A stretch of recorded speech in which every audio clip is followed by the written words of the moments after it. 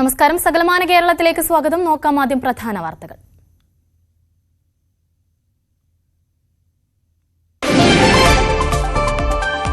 കോഴിക്കോട് ചേവായൂരിൽ യുവാവിനെ മർദ്ദിച്ചു കൊന്നു. അതിക്രമം സുഹൃത്തിനെ ആക്രമിക്കുന്നതിന് തടയാൻ ശ്രമിക്കവേ കൊല്ലപ്പെട്ടത് മായനാട് സ്വദേശി സൂരജ. അച്ഛനും മക്കളുമടക്കം അക്രമികൾ കസ്റ്റഡിയിൽ.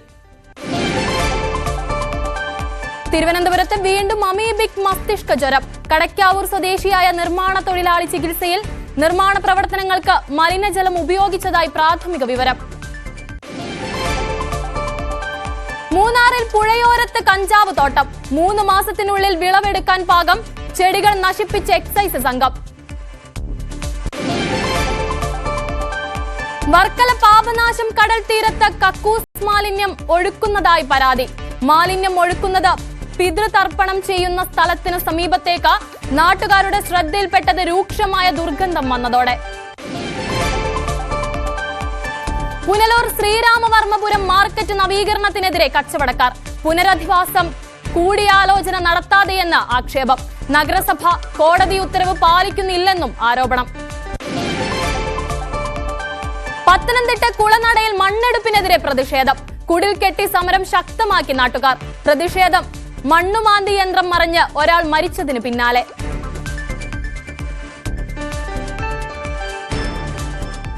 വാർത്തകൾ വിശദമായി നോക്കാം. കോഴിക്കോട് ചേവായൂരിൽ സുഹൃത്തിനെ ആക്രമിക്കുന്നത് തടയാൻ ശ്രമിച്ച യുവാവിനെ മർദ്ദിച്ചു കൊന്നു. മായനാട് സ്വദേശിയായ സൂരജാണ് കൊല്ലപ്പെട്ടത്. പ്രദേശവാസികളായ അച്ഛനും മക്കളുമടക്കം അക്രമി സംഘത്തെ പോലീസ് കസ്റ്റഡിയിലെടുത്തു. MS അനീഷ് കുമാറുണ്ട് വാർത്തയുടെ വിശദാംശങ്ങളുമായി. അനീഷ്, ഒരു മർദ്ദനം കൊലയിലേക്ക് എത്തുകയാണ്. എന്താണ് അതിന് പിന്നിലുണ്ടായിട്ടുള്ള കാരണം? എന്താണ് വാർത്തയുടെ കൂടുതൽ വിശദാംശങ്ങൾ? ഇന്നലെ രാത്രി 11 കൂടിയാണ് ഈ കേസിനാസ്പദമായ സംഭവങ്ങൾക്കൊരു തുടക്കമാവുന്നത്. ക്ഷേത്രോത്സവത്തിനിടെ പ്രദേശവാസിയായ അശ്വന്ത് എന്നയാളുമായി അയാളുടെ കോളേജിൽ പഠിക്കുന്ന വിജയ് എന്ന വിദ്യാർത്ഥിയും അയാളുടെ ഒപ്പം എത്തിയ ചില ആളുകളും ചേർന്ന് വാക്കുതർക്കത്തിൽ ഏർപ്പെട്ടു. നാട്ടുകാരിടപെട്ട് ആ പ്രശ്നം പരിഹരിക്കുന്നു. എന്നാൽ പിന്നീട് ഈ വിജയ് അച്ഛനും സഹോദരനും ഒപ്പം ചേർന്ന് ഈ അശ്വന്തിനെ മറ്റൊരു സ്ഥലത്തേക്ക് ഫോണിൽ വിളിച്ചു വരുത്തുന്നു. അവിടെ വെച്ച് വീണ്ടും ഇരുവരും തമ്മിൽ വാക്കേറ്റമുണ്ടാവുകയും അത് സംഘർഷത്തിൽ കലാശിക്കുകയുമായിരുന്നു. ഈ സമയത്താണ് ഈ അശ്വന്തിന്റെ സുഹൃത്തായ സൂരജ് എന്ന 19കാരൻ ഈ സ്ഥലത്ത് ഉണ്ടായിരുന്നത്. ഈ അശ്വന്തിനൊപ്പം സ്ഥലത്തേക്ക് ചെന്നതാണ് സൂരജ്. അപ്പോൾ ഈ സുഹൃത്തിനെ മർദ്ദിക്കുന്നത് കണ്ട് പിടിച്ചു മാറ്റാനായി ഒപ്പം നിൽക്കുകയാണ് സൂരജ് ചെയ്ത്. ആ സമയം ഈ അക്രമി സംഘം ഈ സൂരജിനെതിരെ തിരികുകയും മറ്റൊരു സ്ഥലത്തേക്ക് കൂട്ടിക്കൊണ്ടുപോയി ക്രൂരമായി മർദ്ദിക്കുകയുമായിരുന്നു. എന്തായാലും അതീവ ഗുരുതരമായ അവസ്ഥയിലെത്തിയ സൂരജിനെ പിന്നീട് നാട്ടുകാരിടപെട്ട് കോഴിക്കോട് മെഡിക്കൽ കോളേജ് ആശുപത്രിയിലേക്ക് കൊണ്ടുപോയെങ്കിലും മരണം സംഭവിക്കുകയായിരുന്നു. ഈ സംഭവവുമായി ബന്ധപ്പെട്ട് പ്രദേശവാസിയായ മനോജും മക്കളായ വിജയ്, അജയ് എന്നിവരടങ്ങുന്ന ആളുകളെ അക്രമി സംഘത്തെ പോലീസ് കസ്റ്റഡിയിലെടുത്തിട്ടുണ്ട്. ഒപ്പം മറ്റ് 7 പേർ കൂടി ഇതിനകത്ത് പിടിയിലായിട്ടുണ്ട്. 20-നടുത്ത് ആളുകൾ ചേർന്നാണ് ഈ കൃത്യം നടത്തിയതെന്ന മൊഴിയാണുള്ളത്. അതിൽ 18 പേരെ പ്രതി ചേർത്തിട്ടുമുണ്ട്. എന്തായാലും എന്താണ് ഇതിന്റെ പിന്നിലേക്ക് നയിക്കപ്പെട്ട സാഹചര്യം എന്നതിനെക്കുറിച്ച് കൃത്യമായി പോലീസ് അന്വേഷിച്ചു വരികയാണ്. നിലവിൽ പോലീസിന് ലഭ്യമാവുന്ന വിവരമനുസരിച്ച് ഈ സൂരജിന്റെ സുഹൃത്തായ അശ്വന്ത് എന്ന വിദ്യാർത്ഥിയും കോളേജിലെ തന്നെ മറ്റൊരു വിദ്യാർത്ഥിയായ വിജയും തമ്മിൽ ചില പ്രശ്നങ്ങളുണ്ടായിരുന്നു. ഈ അശ്വന്ത് 1ാം വർഷ വിദ്യാർത്ഥിയും വിജയ് 2ാം വർഷ വിദ്യാർത്ഥിയുമായിരുന്നു. എന്നാൽ ഈ അശ്വന്തിന് 3ാം വർഷ വിദ്യാർത്ഥികളുമായി അടുപ്പമുണ്ടായിരുന്നു. ഒരു 1ാം വർഷ വിദ്യാർത്ഥിക്ക് 3ാം വർഷ വിദ്യാർത്ഥികളുമായി അടുപ്പമുണ്ടാവുന്നത് ഈ 2ാം വർഷ വിദ്യാർത്ഥിയായ വിജയ്ക്ക് ഇഷ്ടപ്പെട്ടിട്ടില്ല എന്നാണ് മനസ്സിലാക്കാൻ കഴിയുന്നത്. ഇതുമായി ബന്ധപ്പെട്ട് ചില തർക്കങ്ങൾ ഇരുവർക്കുമിടയിൽ രൂപപ്പെടുകയും ചെയ്തിരുന്നു. ഈ തർക്കങ്ങൾക്കൊടുവിലാണ് ഇന്നലെ ക്ഷേത്രോത്സവത്തിനിടെ ഈ വിജയുടെ അച്ഛനും സഹോദരനുമൊക്കെ അടങ്ങുന്ന സംഘം എത്തുകയും അശ്വന്തിനെ ഭീഷണിപ്പെടുത്തുകയും വാക്കുതർക്കത്തിൽ ഏർപ്പെടുകയും ചെയ്യുന്നത്. അതേ തുടർന്നുണ്ടായ സംഭവങ്ങളാണ് ഈ കൊലപാതകത്തിൽ കലാശിച്ചത്. എന്തായാലും വിജയുടെ സൂരജിന്റെ പോസ്റ്റ്മോർട്ടം നടപടികൾ ഇപ്പോൾ കോഴിക്കോട് മെഡിക്കൽ കോളേജ് ആശുപത്രിയിൽ പുരോഗമിക്കുകയാണ്. നേരത്തെ BJP സംസ്ഥാന അധ്യക്ഷൻ രാജീവ് ചന്ദ്രശേഖരൻ അടക്കമുള്ളവർ ഈ കുടുംബത്തെ കണ്ട് ആശ്വസിപ്പിക്കുകയും ചെയ്തു. 3 മണിക്ക് ഈ പുതിയ പാലത്തെ ശ്മശാനത്തിൽ സംസ്കാര ചടങ്ങുകൾ നടക്കുമെന്നാണ് അറിയിച്ചിരിക്കുന്നത്. എന്തായാലും പോസ്റ്റ്മോർട്ടം നടപടികൾ പൂർത്തിയായിട്ടില്ല. അത് കിട്ടുന്ന മുറയ്ക്കാവും ഇനി വീട്ടിലെത്തിച്ച് പൊതുദർശനമടക്കം നടത്തി സംസ്കാരത്തിലേക്ക് നീങ്ങുക. എന്തായാലും ഈ കേസിലെ പ്രതികളായ മനോജിന്റെ വീട് ഇന്ന് പുലർച്ചെ ഒരു അജ്ഞാത സംഘം അടിച്ചു തകർത്തിരുന്നു. വീട്ടിൽ പാർക്ക് ചെയ്തിരുന്ന കാർ അടക്കം അടിച്ചു തകർത്തിട്ടുമുണ്ട്. എന്തായാലും കേസ് ലഭിക്കാത്തതിനാൽ പോലീസ് ഇക്കാര്യത്തിൽ പരാതി ലഭിക്കാത്തതിനാൽ പോലീസ് ഇക്കാര്യത്തിൽ കേസൊന്നും രജിസ്റ്റർ ചെയ്തിട്ടുമില്ല. കോഴിക്കോട് ചേവായൂരിലാണ് ഒരു 19-കാരന്റെ മരണത്തിനിടയാക്കിയ മർദ്ദനം നടന്നിരിക്കുന്നത്. സുഹൃത്തിനെ ആക്രമിക്കുന്നത് തടയാൻ ശ്രമിച്ച യുവാവിനെ മർദ്ദിച്ചു കൊല്ലുകയായിരുന്നു. മായനാട് സ്വദേശിയായ സൂരജാണ് കൊല്ലപ്പെട്ടത്. അക്രമി സംഘത്തിൽ 20ഓളം പേരുണ്ടെങ്കിലും പ്രദേശവാസികളായ അച്ഛനും മക്കളും അടക്കം ഇപ്പോൾ 3 പേരാണ് പോലീസ് കസ്റ്റഡിയിലുള്ളത്.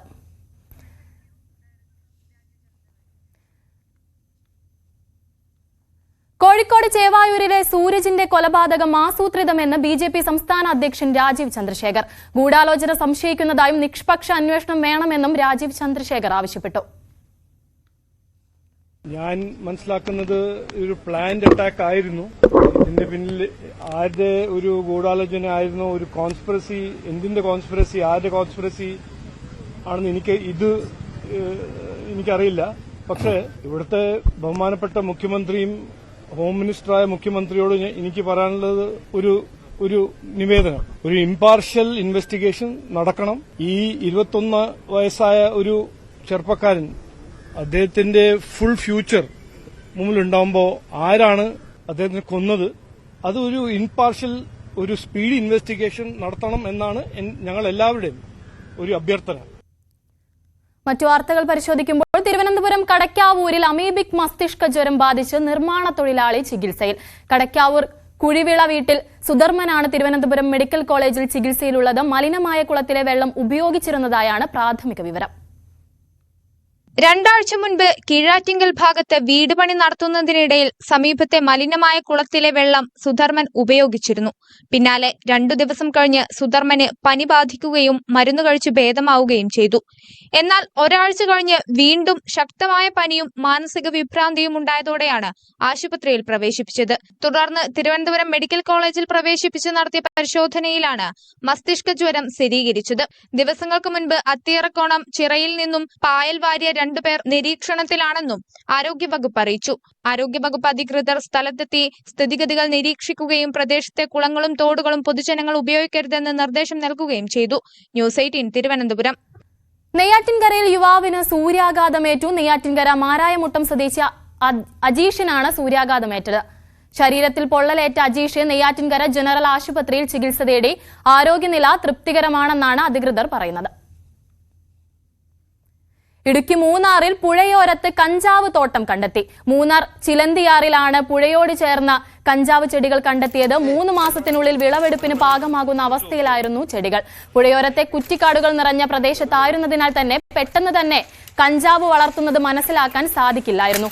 മൂന്നാർ എക്സൈസ് സർക്കിളിന്റെ നേതൃത്വത്തിൽ നടത്തിയ പരിശോധനയിലാണ് ചെടികൾ കണ്ടെത്തിയ ചെടികൾ നശിപ്പിച്ചു.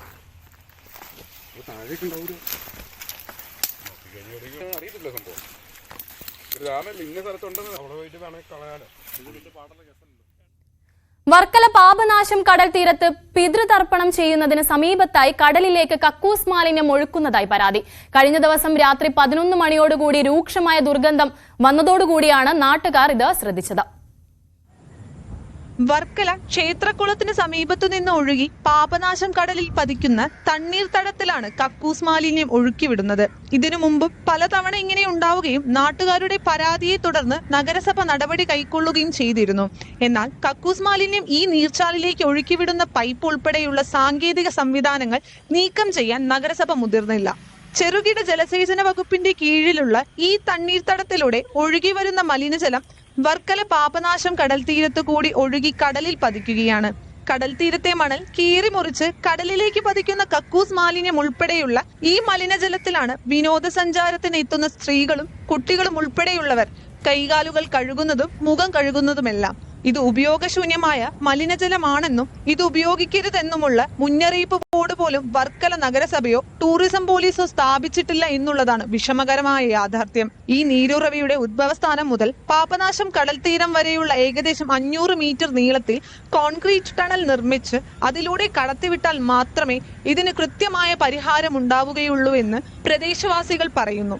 ഇല്ലാത്ത പക്ഷം പുണ്യതീർത്ഥമായി കണ്ട് ജനങ്ങൾ ഉപയോഗിക്കുന്ന ജലം പകർച്ചവ്യാധി പരത്തുമെന്ന ആശങ്ക ഉയരുന്നുണ്ട്. ന്യൂസ് 18 വർക്കല. പുനലൂർ ശ്രീരാമവർമ്മപുരം മാർക്കറ്റ് നവീകരണം കച്ചവടക്കാരെ സംരക്ഷിക്കാതെയെന്ന ആരോപണം. നഗരസഭയുടെ നിലപാടിനെതിരെ കച്ചവടക്കാർ ഹൈക്കോടതിയെ സമീപിക്കുകയും കോടതിയുടെ ഉത്തരവ് നഗരസഭ പാലിക്കുന്നില്ലെന്നുമാണ് ആരോപണം. പുനരധിവാസം വ്യാപാരികളുമായി കൂടിയാലോചന നടത്താതെയാണെന്നതാണ് പ്രധാന ആരോപണം. പുനലൂർ ശ്രീരാമവർമ്മപുരം ചന്ത നവീകരിക്കുന്നതിനായി ഒഴിപ്പിക്കപ്പെടുന്ന വ്യാപാരികളുമായി നഗരസഭ അടിയന്തര കൂടിയാലോചന നടത്തണമെന്നും കച്ചവടക്കാർ ആവശ്യപ്പെട്ടു. വ്യാപാരികൾക്ക് താൽക്കാലികമായി കച്ചവടം തുടരുന്നതിന് സമീപത്തെ സ്വകാര്യ ഭൂമികൾ പാട്ടത്തിനെടുക്കുകയോ ചന്തയിൽ തന്നെ ഷെഡ് നിർമ്മിച്ചു നൽകുകയോ വേണമെന്നുള്ള കച്ചവടക്കാരുടെ ആവശ്യം നഗരസഭ ചെവിക്കൊണ്ടില്ലെന്നും പരാതിയുണ്ട്. ചന്തയുടെ നിർമ്മാണം സമയബന്ധിതമായി പൂർത്തിയാക്കുമെന്ന് ഉറപ്പില്ലാത്തതിനാലാണ് വ്യാപാരികൾ ആശങ്കാകുലരാകുന്നത്. പുനലൂർ ടൗൺഹാൾ, 7 നില ഷോപ്പിംഗ് കോംപ്ലക്സ്, എക്സൈസ് കോംപ്ലക്സ്, മൃഗാശുപത്രി എന്നീ സ്ഥാപനങ്ങളുടെ നിർമ്മാണം നഗരസഭ ആരംഭിച്ച് വർഷങ്ങൾ പിന്നിട്ടിട്ടും ഇതുവരെയും പൂർത്തിയാക്കാൻ നഗരസഭയ്ക്ക് കഴിഞ്ഞിട്ടില്ല. ചന്തയിൽ നിന്നൊഴിയുന്നതിന് വ്യാപാരികൾക്ക് മതിയായ സമയവും ഹൈക്കോടതി നിർദ്ദേശിച്ചിട്ടുണ്ട്. DMKയുടെ നേതൃത്വത്തിൽ വ്യാപാരികൾ കോടതിയെ സമീപിച്ചാണ് ഉത്തരവ് നേടിയെടുത്തത്. ഈ പശ്ചാത്തലത്തിൽ വ്യാപാരികളുടെ ലൈസൻസ് പുതുക്കി നൽകാത്ത നടപടി നഗരസഭ പുനഃപരിശോധിക്കണമെന്ന് DMK ജില്ലാ ജനറൽ സെക്രട്ടറി രജിരാജ് ആവശ്യപ്പെട്ടു. ന്യൂസ് 18 പുനലൂർ. പത്തനംതിട്ട കുളനടയിൽ മണ്ണെടുപ്പിനെതിരെ പ്രതിഷേധവുമായി നാട്ടുകാർ. കഴിഞ്ഞയാഴ്ച അതിഥി തൊഴിലാളി മണ്ണുമാന്തി യന്ത്രം മറിഞ്ഞ് മരിച്ചതിന് പിന്നാലെയാണ് പ്രദേശവാസികൾ കുടിലുകെട്ടി സമരം ശക്തമാക്കിയിരിക്കുന്നത്. ഗുരുതരമായ പാരിസ്ഥിതിക പ്രത്യാഘാതങ്ങളുള്ള മേഖലയിൽ നിന്നും കുന്നിടിച്ച് മണ്ണെടുക്കുന്നതിനെതിരെയാണ് നാട്ടുകാർ രംഗത്തെത്തിയിരിക്കുന്നത്. 400ഓളം പട്ടികജാതി കുടുംബങ്ങൾ അധിവസിക്കുന്ന പ്രദേശത്തെ പ്രധാന ജലസ്രോതസ്സാണ് കുന്നിടിച്ച് മണ്ണെടുക്കുന്നതിലൂടെ ഇല്ലാതാകുന്നത്. ഇതിനു വേണ്ടിയിട്ട് നമ്മൾ തുടങ്ങിയിരിക്കുന്ന സമരം എന്ന് പറയുന്നത് ഇന്ന് 23ാമത്തെ ദിവസം എത്തിയിരിക്കുകയാണ്. ഞങ്ങൾ എല്ലാ രാഷ്ട്രീയ പാർട്ടിയിലുമുള്ള എല്ലാ സമുദായങ്ങളും എല്ലാവരും ഒരുമിച്ച് ചേർന്ന് ഒന്നടങ്കി നാട്ടുകാർ ഒരുമിച്ചുള്ള ഒരു സമരമാണ്. ഇതിനകത്ത് എല്ലാവരും നല്ല രീതിയിൽ സഹകരിക്കുന്നുണ്ട്. നമുക്ക് എല്ലാ പിന്തുണ പുറത്തുനിന്നുണ്ട്. ഇവിടെ ഇല്ലാത്ത ആൾക്കാരുടെ നമുക്ക് ഇത് കിട്ടുന്നുണ്ട്. നമ്മൾ വളരെ നന്നായിട്ട് ഈ സമരം പോകുന്നുണ്ട്. ഇതിൻ്റെ നിയമപരമായിട്ട് ഇതിനെ എതിർക്കുന്നതും എക്സിക്യൂഷൻ, അതായത് കളക്ടർ, RD, റവന്യൂ വകുപ്പിന് നമ്മൾ കൊടുത്തിരിക്കുന്ന പരാതികൾ, അതുപോലെ ഈ സമരം, ഇതെല്ലാം ഒരുമിച്ചാണ് ഞങ്ങൾ മുമ്പോട്ട് കൊണ്ടുപോകുന്നത്. സുരക്ഷാ മാനദണ്ഡങ്ങളൊന്നുമില്ലാതെ മണ്ണെടുക്കുന്നതിനിടയിൽ കഴിഞ്ഞ ദിവസം ഇതര സംസ്ഥാന തൊഴിലാളി മണ്ണുമാന്തി യന്ത്രത്തിനടിയിൽപ്പെട്ട് മരിച്ചു. ഇതോടെയാണ് മണ്ണെടുപ്പ് താൽക്കാലികമായി നിർത്തിവെച്ചത്. മണ്ണെടുപ്പ് തടയാനെത്തിയ സമരക്കാരെ മണ്ണ് മാഫിയ മർദ്ദിച്ചതായും പരാതിയുണ്ട്. കഴിഞ്ഞ ദിവസം ഈ മണ്ണെടുപ്പിൻ്റെ ഏറ്റവും ഉയർന്ന സ്ഥലത്തുനിന്ന് ഒരു ഹിറ്റാച്ചി താഴെ വീഴുകയും അതിഥി തൊഴിലാളി മരണമടയുകയും ചെയ്ത സംഭവം ഉണ്ടായി. വലിയ ജനകീയ പ്രതിഷേധത്തോടെ ഞങ്ങൾ അവിടെ സംഘടിതമായി എത്തുകയും മണൽ എടുപ്പ് നിർത്തിവെക്കുകയും ചെയ്തു. ഈ സംഭവം റിപ്പോർട്ട് ചെയ്യുന്നതിന് വേണ്ടി മാതൃഭൂമിയുടെ റിപ്പോർട്ടർ രാജേഷ് കുമാർ, പത്തനംതിട്ട റിപ്പോർട്ടർ രാജേഷ് കുമാർ എത്തുകയും ഞങ്ങളെ അവിടെ ഈ സ്ഥലവും ഈ കാര്യങ്ങളും വിശദീകരിക്കാൻ ക്ഷണിച്ചു. പക്ഷേ ഞങ്ങളവിടെ ചെല്ലുമ്പോൾ ഈ ഉടമ ഗുണ്ടാ സംഘത്തോടുകൂടി ഞങ്ങളെ ആക്രമിക്കുകയും ഞങ്ങളെ അടിക്കുകയും ഞങ്ങളെ ഭീഷണിപ്പെടുത്തുകയും ചെയ്തതാണ് പ്രധാനപ്പെട്ട ഒരു സംഭവം എന്ന് പറയുന്നത്. മണ്ണെടുപ്പ് നിർത്തിവെക്കണമെന്നാവശ്യപ്പെട്ട് ജിയോളജി വകുപ്പിന്റെ അടൂർ ഓഫീസിലേക്ക് നാട്ടുകാർ പ്രതിഷേധ മാർച്ചുകൾ സംഘടിപ്പിച്ചിട്ടും വിഷയത്തിൽ ശാശ്വതമായ പരിഹാരം കാണാൻ ഇതുവരെയും കഴിഞ്ഞിട്ടില്ല. ന്യൂസ് 18 പത്തനംതിട്ട. ഇടുക്കിയുടെ പ്രധാന വിനോദസഞ്ചാര കേന്ദ്രമായ മൂന്നാറിന്റെ അടുത്തുള്ള ചിത്തിരപുരവും സഞ്ചാരികളുടെ പ്രിയപ്പെട്ട ഇടമാണ്. മൂന്നാർ പോലെ തന്നെ അതിമനോഹരമായ ചിത്തിരപുരം ചരിത്രപ്രസിദ്ധവുമാണ്. ഇടുക്കിയുടെ പ്രധാന വിനോദസഞ്ചാര കേന്ദ്രമായ മൂന്നാറിന്റെ അടുത്തു കിടക്കുന്ന പ്രദേശമാണ് ചിത്തിരപുരം. തേയിലക്കാടുകൾ നിറഞ്ഞ ചിത്തിരപുരത്തിന്റെ പ്രകൃതി ഭംഗി ആസ്വദിക്കാൻ നിരവധി പേരാണ് ഇവിടേക്ക് എത്തുന്നത്. മൂന്നാറിനും പള്ളിവാസലിനുമൊപ്പം ചിത്തിരപുരവും വിനോദസഞ്ചാരികളെ കൊണ്ട് നിറഞ്ഞിരിക്കുകയാണ്. സന്ദർശകർക്ക് താമസിക്കുവാനായി ഹോം സ്റ്റേകളും റിസോർട്ടുകളും എല്ലാം ചിത്തിരപുരത്തുമുണ്ട്. ചിത്തിരപുരത്തിന് വളരെയധികം ചരിത്ര പ്രാധാന്യം നമുക്ക് കാണുവാൻ സാധിക്കും. ചിത്തിരപുരത്തിന്റെ ചരിത്ര പ്രാധാന്യം ഇവിടെ ചിത്തിരത്തിരുനാൾ മഹാരാജാവിൻ്റെ കാലത്ത് പണി കഴിക്കപ്പെട്ടിട്ടുള്ള പവർ ഹൗസാണ്.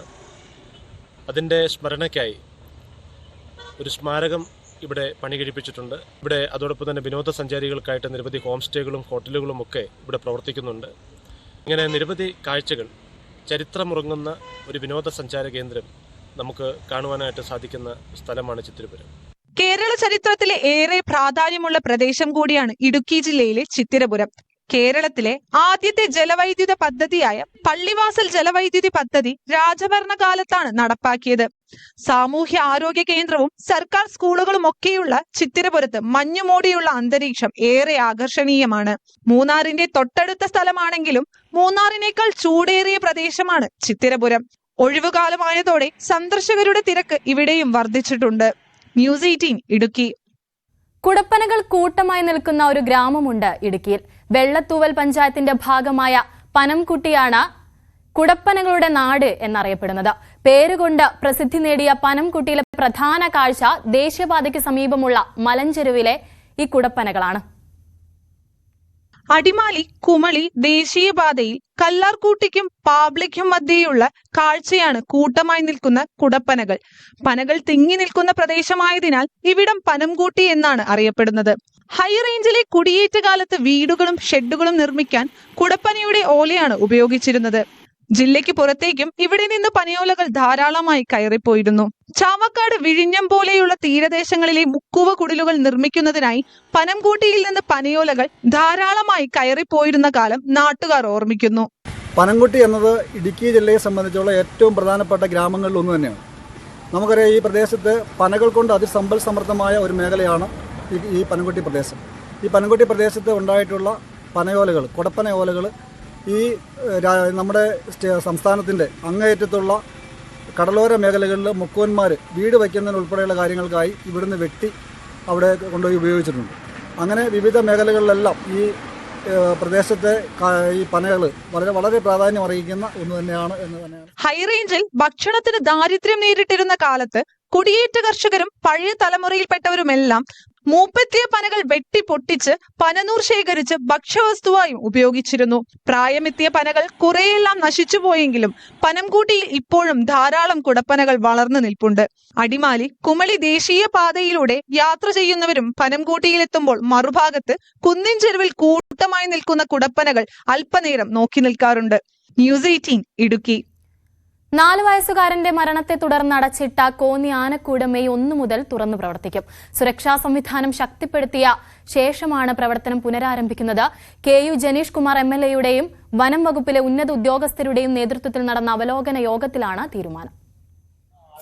4 വയസ്സുകാരൻ അഭിരാമിന്റെ മരണത്തെ തുടർന്ന് അടച്ചിട്ട കോന്നി ആനക്കൂട്ടിലെ സുരക്ഷാ സംവിധാനങ്ങൾ ശക്തമാക്കി മെയ് 1 മുതൽ തുറന്നു പ്രവർത്തിക്കും.